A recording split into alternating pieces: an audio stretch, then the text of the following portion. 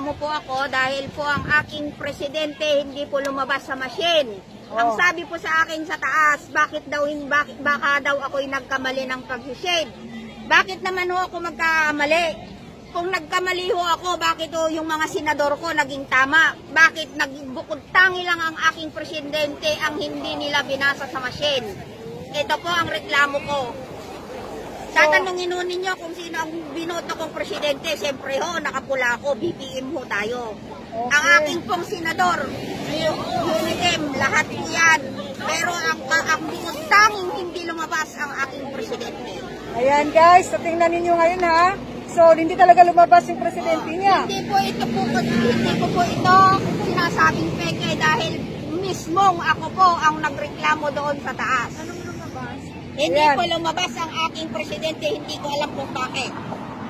Ayan, so walang lumabas.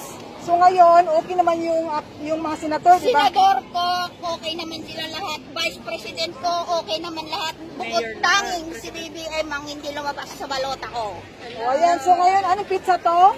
April 17 guys, sa birthday ko pa. Ayan o. April 17 nakalagay at galing yan sa national election. Tapos, April 10 may 0 na overseas voting. Ayan. So, may ano talaga siya, date kung kailan nangyari. Kani-kanina lang mo to, kani-kanina lang po. So paano na to? Tatlong binigay yun nilang papel. Isa ho, ay dalawa po yung naiwan sa kanila. Isa po. Margie Sumait. Margie Sumait ang pangalan niya guys, nagreklamo siya ngayon. So tingnan natin kung ano ang magagawa, kung ano ang kayang gawin. Gagawin ng Comelec daw. Ipapas daw po nila sa Comelec yung papel po na hindi lumabas ang aking boto.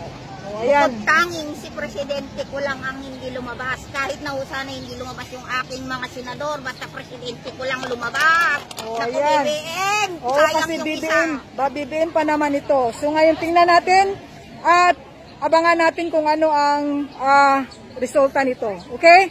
Salamat po! BBM po tayo.